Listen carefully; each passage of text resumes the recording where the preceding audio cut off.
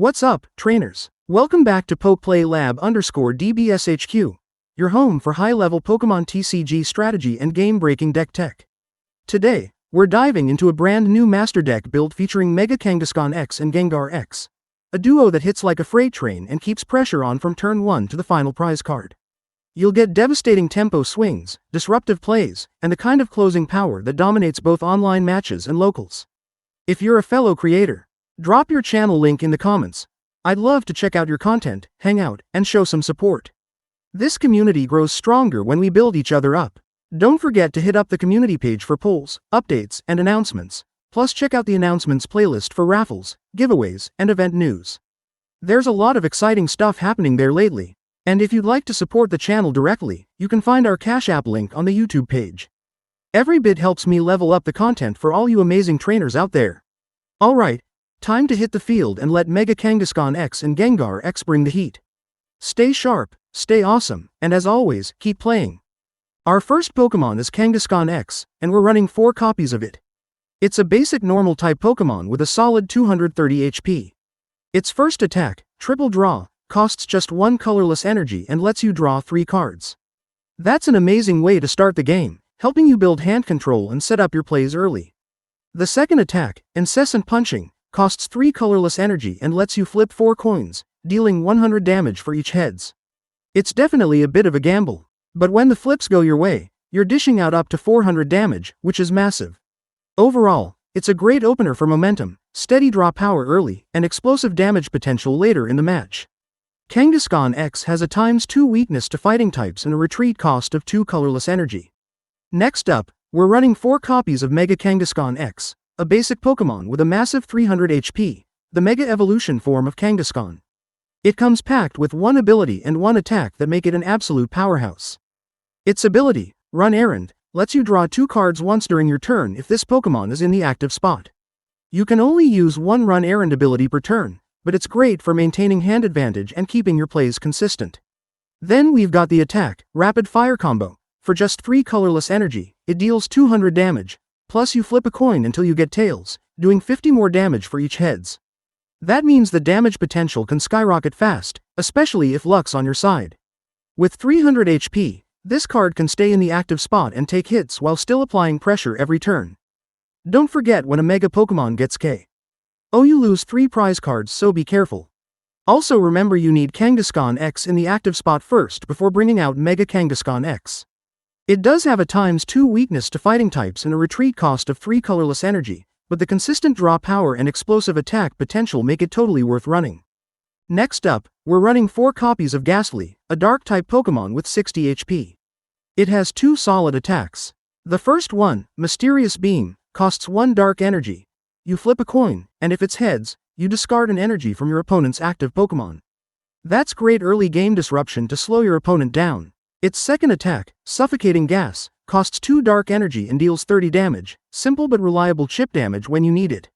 Overall, it's a nice setup Pokemon, low cost, a little disruptive, and perfect for building into your Gengar line. Ghastly has a ×2 weakness to fighting Pokemon and a retreat cost of 1 colorless energy. Next up, we're running 4 copies of Haunter, which evolves from Ghastly. It's a dark-type Pokemon with 90 HP and 1 straightforward attack. That attack, Super Poison Breath, costs 2 dark energy and deals 30 damage, while also poisoning your opponent's active Pokemon. It's a great way to apply steady pressure and set up for your bigger plays with Gengar. Overall, it's a solid mid-stage evolution that helps spread status effects and chip away at your opponent before you bring out the heavy hitters. Haunter has a ×2 weakness to fighting Pokemon and a retreat cost of 1 colorless energy. Next up, we've got 4 copies of Gengar X, which evolves from Haunter. It's a dark-type Pokemon with a massive 310 HP, featuring 1 ability and 1 attack that make it a real threat on the field. Its ability, Gnawing Curse, punishes your opponent for attaching energy. Whenever your opponent attaches an energy card from their hand to one of their Pokemon, you place 2 damage counters on that Pokemon. It's a great way to chip away at their board and apply constant pressure. Then there's the attack, Tricky Steps, which costs 2 dark energy and deals 160 damage. On top of that, you may move an energy from your opponent's active Pokemon to one of their benched Pokemon, disrupting their setup and forcing them to waste resources just to stay in the fight. So between Gnawing Curse and Tricky Steps, Gengar X makes your opponent pay for every move they make, both in damage and tempo. It's got a ×2 weakness to fighting types and a retreat cost of 2 colorless energy, but with the right support. This card dominates mid to late game battles. Now we move on to our support cards. Next up, we've got 4 copies of Boss's Orders. This card lets you switch in one of your opponent's bench Pokémon into the active spot, which can be a total game changer. The key here is timing. Only play Boss's Orders when you know you can knock out the Pokémon right away. Whether it's to finish off a damaged threat or pick off a weaker target for a quick prize card, it's all about setting up that decisive play. That's why I run 4 copies. It can turn the game in your favor instantly. Use it wisely. Next, we're running 2 copies of Rourke. This supporter card lets you draw 2 cards, then grab a basic energy from your discard pile and add it to your hand. It's a solid card for hand control and energy recovery, giving you just what you need to keep your strategy going, especially in longer matches where energy can get tight. Next up, we're running 4 copies of Arven. When you play this card, you can search your deck for 1 item card and 1 Pokémon tool card, reveal them, and add them to your hand, then shuffle your deck. This is super helpful for grabbing key cards like Nest Ball, Switch, Night Stretcher to set up your board faster. And for Pokémon tools we have Bravery Charm. Arven gives you consistency and flexibility, helping you grab exactly what you need, when you need it. Next, we have 2 copies of Xerozic's Machinations. This card forces your opponent to discard cards from their hand until they only have 3 left.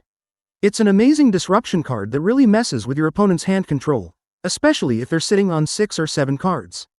You can instantly cut their options down to just 3, which can completely throw off their strategy and give you the upper hand. Next, we have 2 copies of Airy. When you play this card, your opponent reveals their hand, and you discard up to 2 item cards you find there. This is a fantastic card for disrupting your opponent's strategy.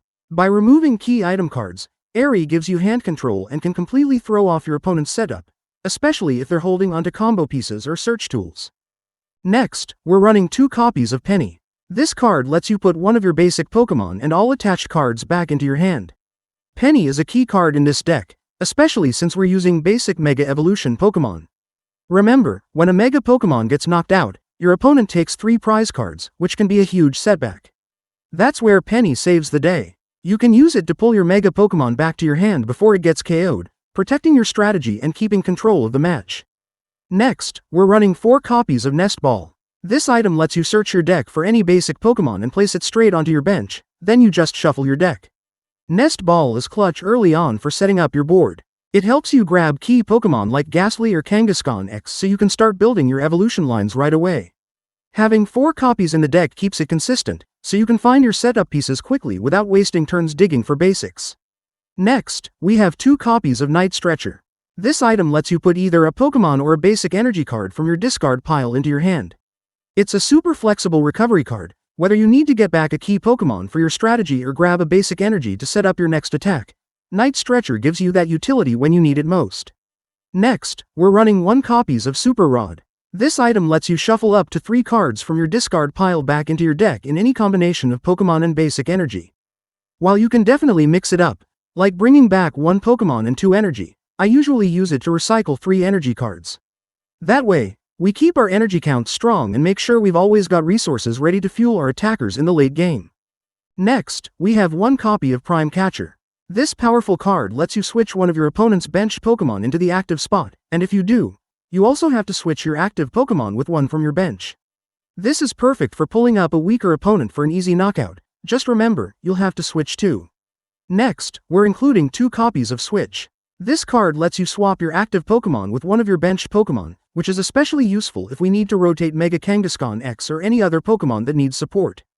Now let's move on to our Pokémon tool cards. We're running 2 copies of Bravery Charm. This card gives any basic Pokémon it's attached to an extra 50 HP, which is a great boost for early game survival. Just remember, Bravery Charm only works on basic Pokémon. Once that Pokémon evolves or Mega evolves, it loses the extra 50 HP boost. So timing your attachment really matters with this one. Next, let's move on to our energy cards. For this deck, we're running 12 basic Dark Energy. The count is just right. It gives us plenty of consistency to power up our attackers quickly, while still leaving enough room in the deck for all of our key support cards. And that wraps up our Mega Kangaskhan X Gengar X Master Deck build. If you enjoyed the breakdown or picked up something new for your own games, make sure you smash that like button, subscribe, And hit the bell so you don't miss any more Pokemon TCG deck builds here on PokePlayLab_DBSHQ. Drop your thoughts in the comments. Let me know what changes you'd make, what matchups you're seeing, or what deck you want to see next. I love hearing from you all. Thank you so much for watching and supporting the channel. Stay sharp, stay awesome, and as always, keep playing. Don't forget to subscribe!